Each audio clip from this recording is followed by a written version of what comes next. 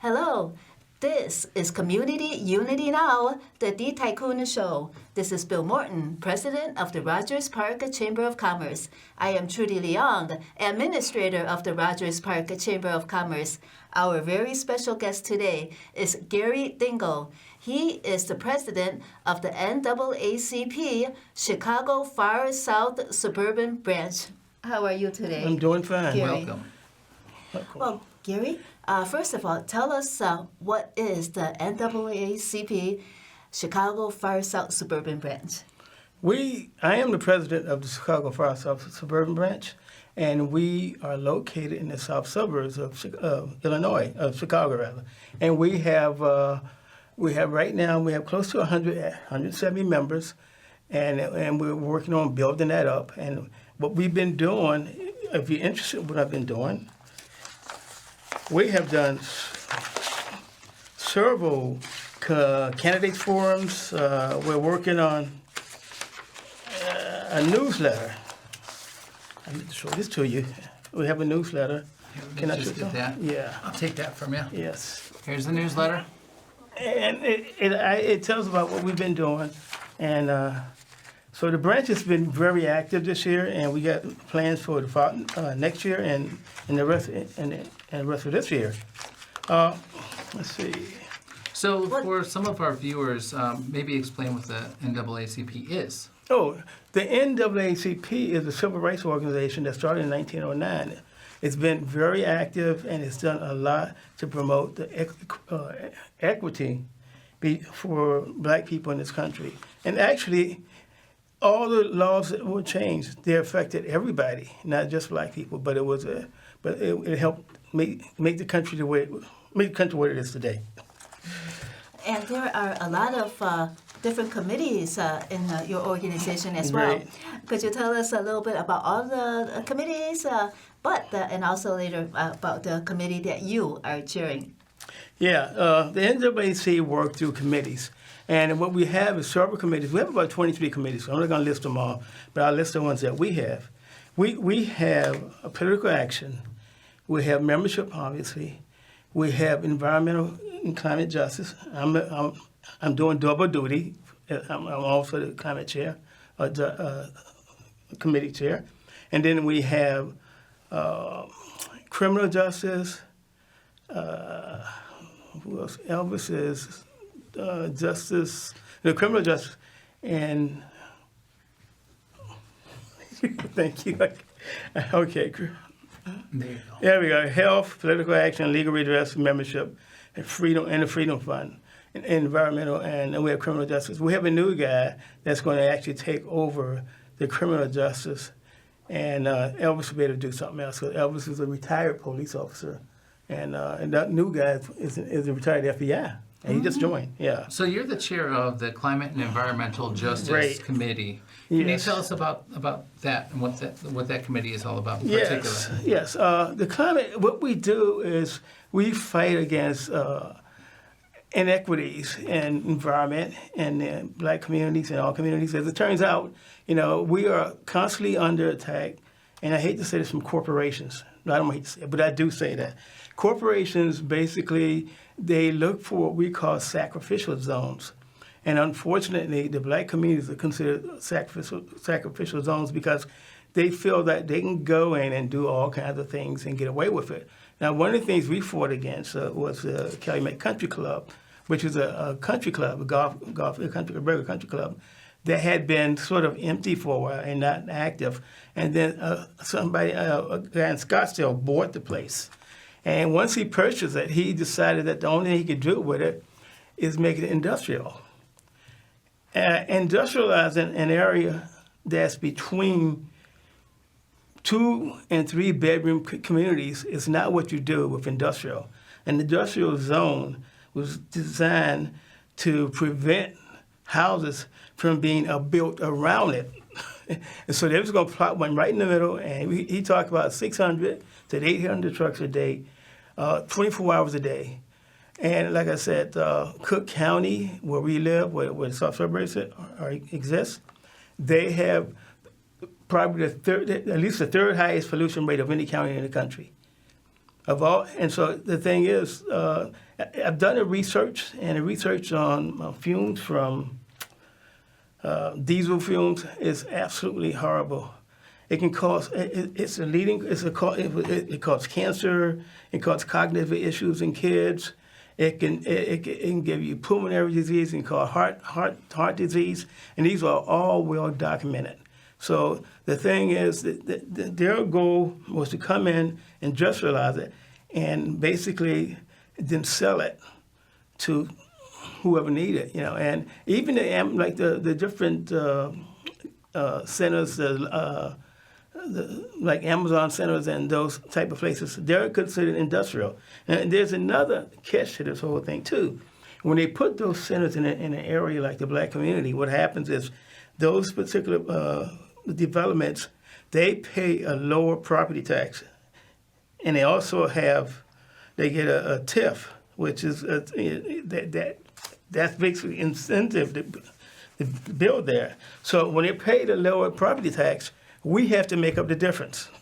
So these sacrificial zones, these are mostly black communities or marginalized communities. It could be black, it could be Hispanic, and the things, they go in and they basically just take advantage of them. And when they put that thing there, they made a mistake when they decided to do that. And that was a terrible mistake they made, because it was NAACP. There was a group called South Suburbs for Green Space. But between the two of us, we really harassed them until Homewood had it first. Homewood wasn't going to do anything, I'm saying. But then Hazelcrest bought the property. Well, they assumed ownership. So when you're saying they and them, you're referring to Hazelcrest and maybe Homewood city councils? Right, yeah. So what happened was Homewood had to let it go, and so Hazelcrest became the person who basically controlled the property. And what happened was we harassed Hazelcrest so much. We went to every board meeting, and I must have gave about, 15 to 20 different speeches about why it shouldn't be done. And and eventually what happened was, I think what happened was it took so long for them to do anything that the place became saturated with these trucking centers. And once they were saturated, the rush to get it done became less, because the people who own it was an investment of a guy in Scottsdale and some of his buddies. They wouldn't be able to do anything with it. So if they developed that, they would just lose money. So now they're just paying taxes to keep it. And that's why I asked about Homewood, because I remember the Homewood cemetery story, and I went down there with some priests and my bishop friend, and they blessed the grounds. And I actually saw a little girl's foot with a shoe coming out of the mud. What? It was really horrible. It was really disastrous. And that's why I mentioned Homewood with their government. They're not looking out for the members of their community. Did you get yourself involved with the government? Where did you do your speeches? Well, we went mostly in Hazelcrest, but Alsbury was the mayor there, and he's not the mayor. He didn't run it, so he ran for superintendent, so he lost that too.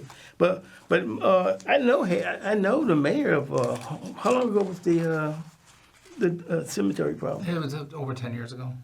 I'm Hopefield. guessing around 10 years ago. Well, Mayor Hopefield was there, and I don't know. I know Mayor Hopefield. He's my neighbor, and so we talk. Sometimes I go see. He has visitation every Saturday morning at the town hall, and you just go in and talk to him. Man. Did you get along with him? Did it go through in Homewood? Were you able to bend his ear? Oh yeah. He would listen, and you could talk to him. But obviously, he's been around for a long time, and I think whatever he was doing, he thought he was doing the best thing for the city, for the town. And that's the one thing I can say about Hopefield. But I didn't know about the cemetery thing. I heard something about it, but I kind of missed it. Well, but you know what I'm going to do when I see Hopefield next time? I'm going to bring it up. Yes. He's going to have to explain that one to me, man. Those other trucking centers that became, that saturated the area, were all those also in minority areas? Yeah, just about every one of them. Yeah, and I keep saying this, but University Park, they put up an Amazon Center in University Park, and somehow now I'm pretty sure one of the political people from University Park, former rather, and she said that they got a real good deal. They got a 100-year TIF. So basically, they got lower property taxes for 100 years. But then And then, so the whole, that's really, that's it's usually 25 years. 20 to 25 years, and they got 100 years. I don't know what that deal is. And many of these corporations, they're not paying taxes anyway. Oh, no, they don't. They just purchase new equipment or they reinvest in the business. And Exactly. They don't have to pay taxes if they're Right. not officially making a profit. Exactly, officially, right. And this is one of these things. I was horrified when I heard about the country club, and I started going. I went to HOA meetings, and I went to one meeting and I talked to the people there, and the president of the HOA said, "What are you talking about?" I'm saying, "Well, you guys might be getting this country club in Hillcrest. I just want you guys to know what they're planning on doing." So we went back and forth, and she finally said, "Well, you don't know what he's going to do." And anyway, I gave her the handouts, and the thing is, it was always this push-pull, and most of the residents didn't know about it, which is I found fascinating. They did not know, because we walked around the neighborhood and had handouts to people, and they said they didn't know anything about it. pretty well hidden. It was hidden. Yeah. Whatever meetings they're required to have with the public, it slides under the radar. The announcement is there, but not enough people get it, and then people are not even aware that the meetings are going to happen, and then they miss it. And usually you're supposed to put like a flyer in every residence or something along those lines, depending. And I wonder how engaged the community members are, and versus how much notice the government put out. And then sometimes we've seen it before. They just have the supporters attend the meeting, and then the supporters approve it, and then we had the meeting already. That's exactly what was going on in Hazelcrest, and there was a lot of stuff getting pushed through. We were afraid that might get pushed through. So every time I had an opportunity, I went there and I said my piece. And I gave them the facts about the health risks for children, health risks for women, increased breast cancer. There's all kinds of problems with diesel fumes, and it's well documented. So, and when I told them straight to their face, I said, look, if you do this, somebody's going to probably perish because of this, or the death rate's going to increase. And so I didn't give him a break, but I never attacked anybody personally, I didn't attack Allsbury personally, but I just made sure he understood. And so it was one of these kind of things. And it wasn't something that I'd like to get into, but it was something that I felt I didn't have any choice. Yes. Yeah. So, well, at that time, were you the chair of the Environment and Climate Justice committee, or later, because of all your work, then you got that? Well, what happened, I was vice president, and I heard of it. I live about a mile and a half from the country club, but that's about a mile from the country club. And so when I heard about it, the first thing I said, I got to do something about this. And I was vice president at that time, and then so I had plenty of time to work on it, and I started.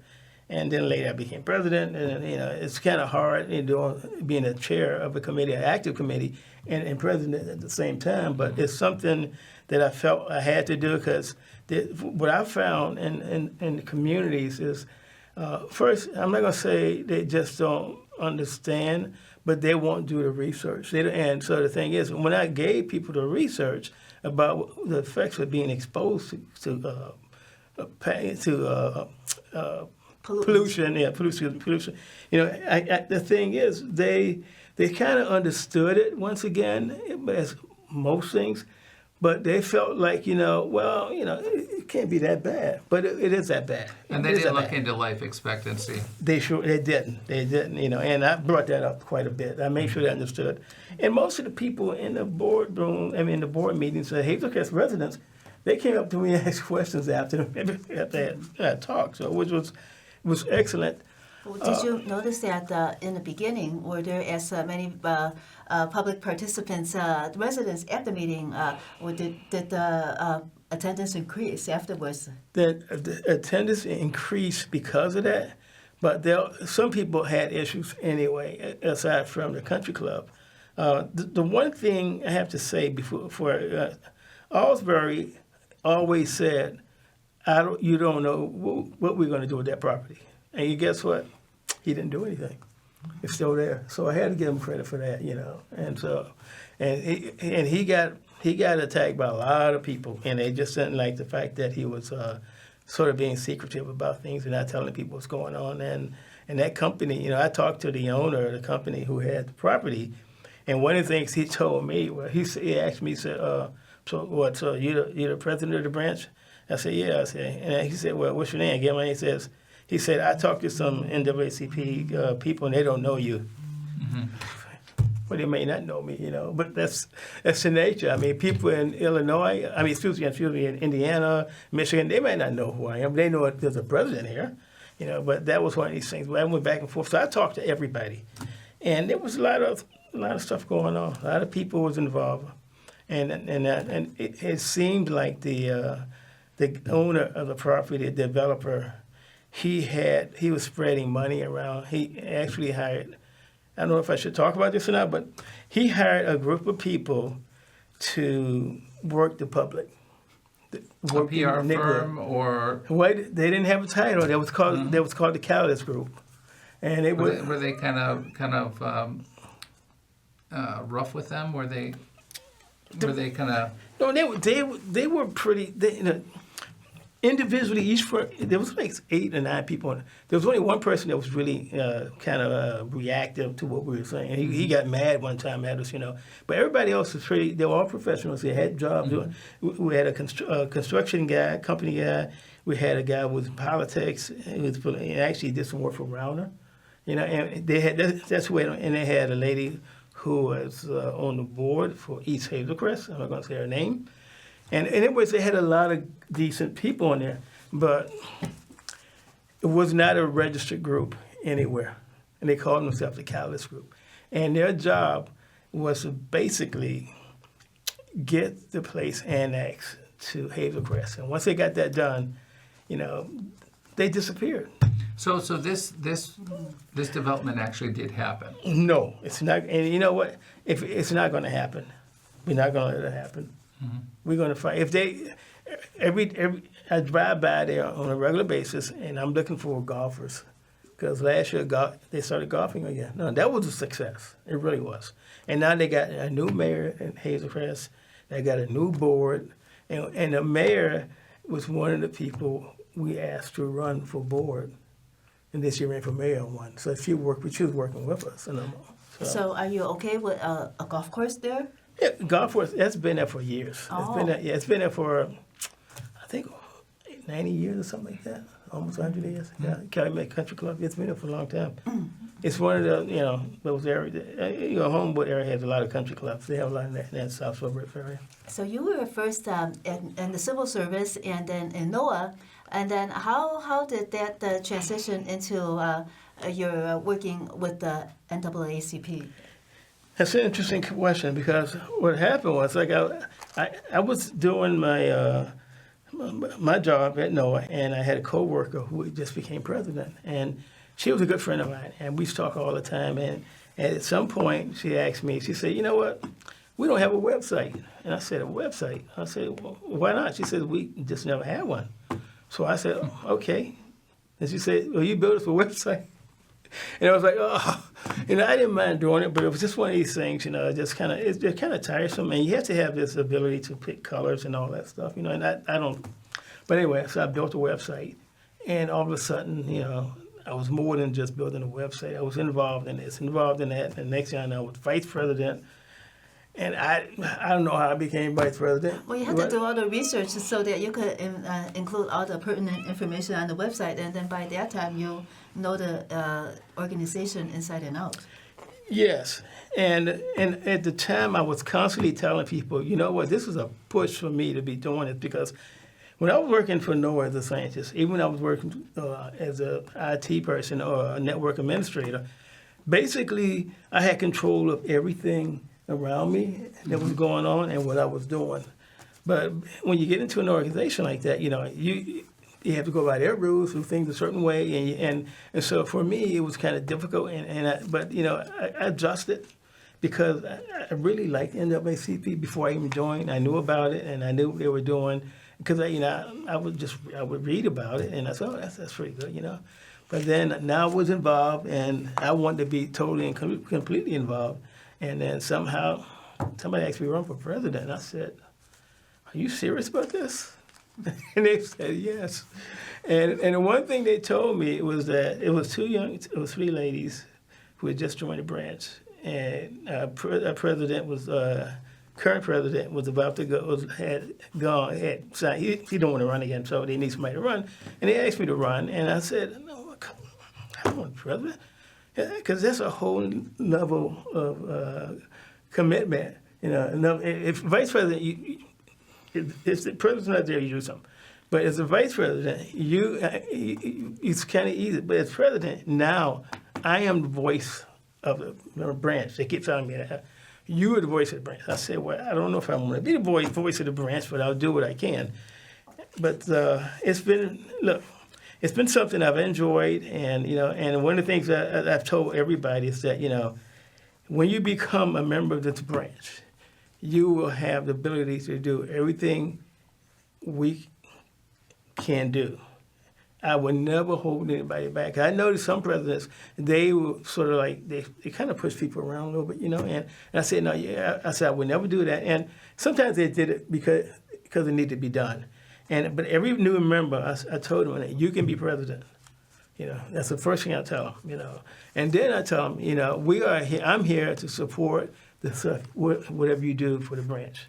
So not to hold you back. So you have a lot of different members. What kind of issues do they have? What kind of phone calls do you get to the NAACP? We get some really bad calls. I had a call. I don't know if I want to mention the university, but it's a Western university, and I get a 3% African American. From what I heard, it used to be 15% a few years back.